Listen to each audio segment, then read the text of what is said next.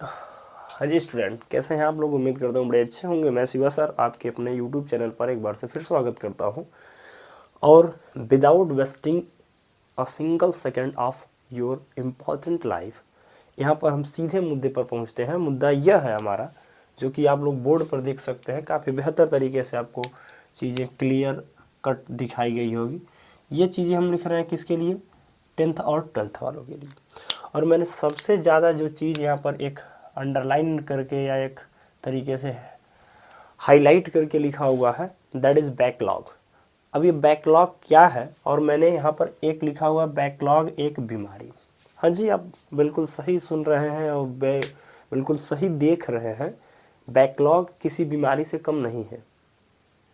और पहली बात, अगर आप YouTube पर इतना सेंसिटिव होकर इस वीडियो पर क्लिक किए हैं तो आपने बिल्कुल सही वीडियो पर क्लिक किया है। बैकलॉग एक बीमारी है।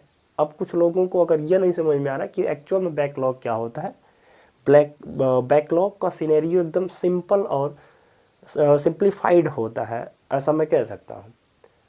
बैकलॉग का मतलब कि आप पढ़ रहे हो, पीछे का सिलेबस कुछ छूट गया, यानी पढ़ते समय में कहीं आप क्लास मिस कर दिए या किसी कारणवश आप नहीं ज्वाइन कर पाए क्लास, तो वो चीज़ें छूट जाती है।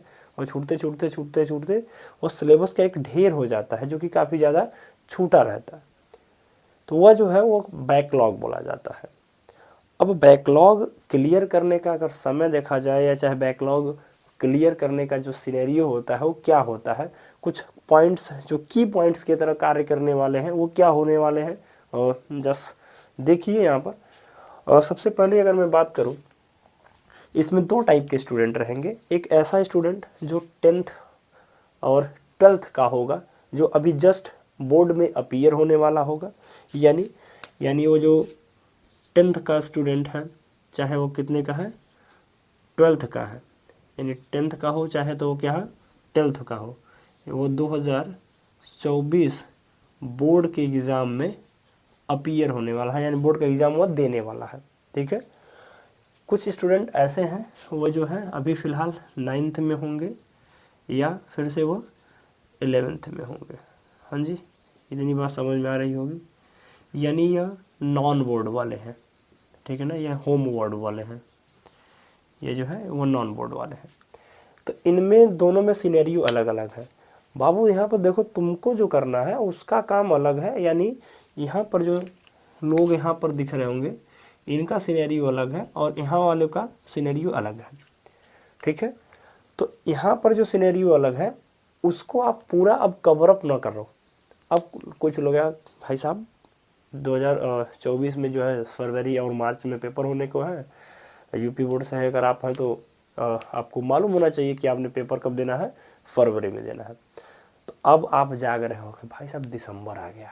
आपने यूट्यूब पर वीडियो देखा कि दिसंबर से पढ़कर 99.999% कैसे लाएं, और कुछ दीदी भैया उसमें बढ़िया से कागज़ पर लिख लिख के शेड्यूल बना रहे होते हैं, चूँकि उससे काम नहीं होना है। और ना ही आप ऐसे समझ सकते हो कि आप सोचोगे कि अब जनवरी आ गया, दिसंबर आ गया, अब से हम क्या करें, शुरू से फिजिक्स पढ़ लें, शुरू से केमिस्ट्री पढ़ लें, बायो पढ़ लें, हिंदी इंग्लिश जो भी वॉटेवर है, शुरू से पढ़ के आप कवर अप नहीं कर पाओगे, जो चीज़ आनी है वो भी नहीं कर पाओगे।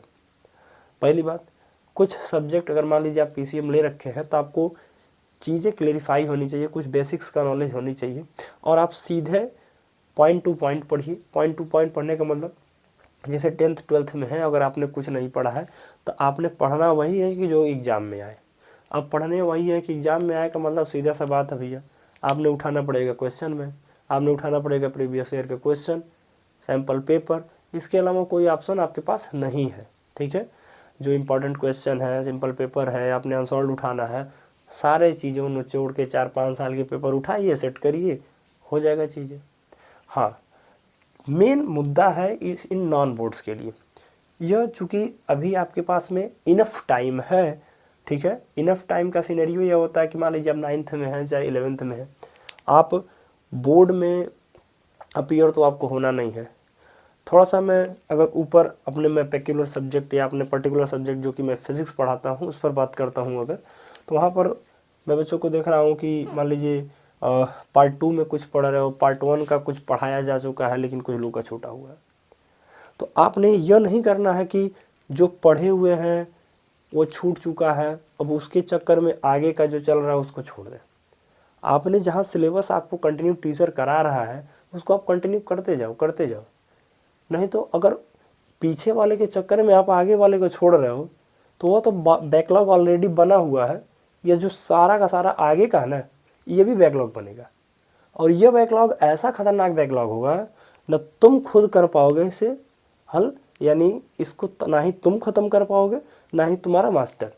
इवन मैं, अगर मैं भी पढ़ा रहा हूँगा और मेरे भी स्टूडेंट ऐसे हैं कि जो पीछे का 4 चैप्टर 5 चैप्टर 8 चैप्टर छोड़े हुए हैं, आगे का उसके चक्कर में आगे का छोड़ रहे हैं, बाबू तुमको बता दे रहे हैं ना ही पीछे का होगा ना ही आगे का होगा, धोबी का कुत्ता ना घर का ना घाट का, हो जाएगा गेम ओवर।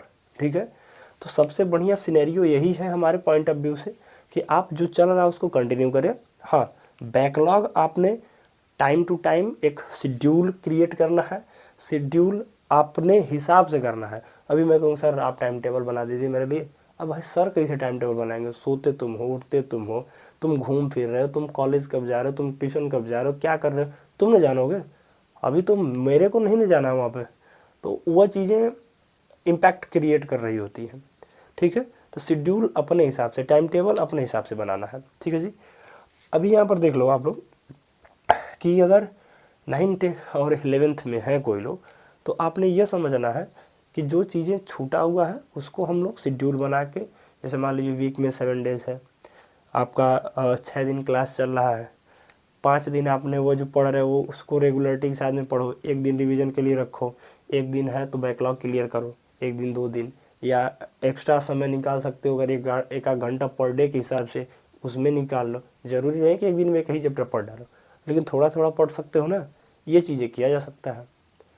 और इसके बाद में हाँ, बैकलॉग में सबसे इम्पैक्ट क्रिएटिंग ये चीज़ होता है ना, उन लोगों का सबसे बेहतर होता है। जैसे मान लीजिए आप 11th फिजिक्स पढ़ रहे हो और 11th फिजिक्स में आपने पहला ही चैप्टर मिस कर दिया है, पहला चैप्टर बोले तो पहला या दूसरा जो भी समझो, यूनिट एंड मेजरमेंट छोड़ दिया। अब भाई साहब यूनिट मेजरमेंट एंड डायमेंशन अगर आप छोड़ दिए हैं तो आप चैप्टर नंबर 3 पढ़ रहे हो, 4th पढ़ रहे हो, 5th पढ़ रहे हो, जितना भी पढ़ रहे हो सब में यूनिट मेजरमेंट एंड डायमेंशन का वर्क करेगा। सब में आपको यूनिट बनाना ही बनाना है, हर एक चैप्टर में यूनिट बनाना है, हर एक चैप्टर का डायमेंशन लिखना है, हर एक चैप्टर में हर एक यूनिट का डायमेंशन लिखना है। तो कहीं ना कहीं ऐसे इंपॉर्टेंट चैप्टर जिनका यूज़ हर एक पर्टिकुलर चैप्टर में हो रहा है, उस चैप्टर को आपको पहले एकदम विशेष ध्यान देकर क्लियर करना पड़ेगा। उसके बाद आप ऐसे धीरे धीरे कंटिन्यू करते रहिए। जस्ट कंसिडर कि आप 12th में हैं, अब 12th में आप क्लास 11th का सीधे के सीधे आप वेक्टर पढ़े ही नहीं हैं। अगर मान लीजिए आप यहाँ पर हैं 12th में हैं, 12th में हैं आप, ठीक है जी, आपने वेक्टर नहीं पढ़ा, वेक्टर में आपको कुछ नहीं आता, क्या है क्रॉस प्रोडक्ट, क्या है डॉट प्रोडक्ट, कुछ नहीं आपको मालूम है, और आप आ गए 12th में। अब 12th में आप लगा रहे हो इलेक्ट्रिक फ्लक्स का क्वेश्चन लगा रहे हो, सर फाई बराबर, ठीक है, ई डॉट ए। अब बताओ भाई साहब, ई डॉट ए तो लगा दिए, अब ई डॉट ए में जो ई डॉट प्रोडक्ट ए है इसका रिजल्ट तुमको पता ही नहीं है, आई क्रॉस आई या आई डॉट आई, ठीक है, cap I dot I, J dot J, के डॉट के, यानी हम कहना बताओ बाबू कैप आई डॉट आई, इसका वैल्यू क्या होता है, कुछ नहीं मालूम। ठीक है, यहाँ पे मैंने यहाँ पे क्या लिख दिया, जे डॉट प्रोडक्ट जे, इसका वैल्यू क्या होता है नहीं मालूम सर। ठीक है, के डॉट प्रोडक्ट के, इसका वैल्यू भी नहीं मालूम। तो नहीं मालूम रहेगा तो कैसे होगा। तो आपको कुछ ऐसे फंडामेंटल पर काम करने हैं जो हर एक चैप्टर पे, हर एक जगह पर यो यूज़ हो रहा है। तो अभी तक उम्मीद करता हूँ मेरी बातें आपको बेहतर तरीके से समझ में आ रही है। बैकलॉग कहने का मतलब है एक बीमारी है। बीमारी का सिनेरियो यह होता है कि आप जैसे जैसे बीमारी, जैसे मान लीजिए आपको थोड़ा सा सर्दी जुकाम हुआ, आपने उसका कोई इलाज नहीं करने का मतलब क्या, आपने और लापरवाही करी और हुआ, और कुछ भयानक रोग हो सकता है। बस बैकलॉग ऐसी ही बीमारी है, अगर आप उसको कंटिन्यूसली छोड़ रहे हो, उसको सीरियसली नहीं ले रहे हो, चीज़ें नहीं होने वाली है। ठीक है ना, चीज़ें गड़बड़ हो जाएंगी। अब गड़बड़ हो जाएंगी तो कुछ ज़्यादा ही गड़बड़ हो जाएंगी। चलिए ठीक है जी। तो इतनी इन्फॉर्मेशन के साथ में हम लोग इस जो हमने एक 72 साल सेशन लेने का प्रयास किया है, इसको यहीं पर एंड करेंगे और इसी तरीके से हम आगे कंटिन्यू बढ़ते रहेंगे और डेली लेक्चर अपलोड हो ही रहा है, तो आप लोग देखते रहिए और जो भी हम लोग कर सकते हैं I will do by best for you. ठीक है, थैंक यू।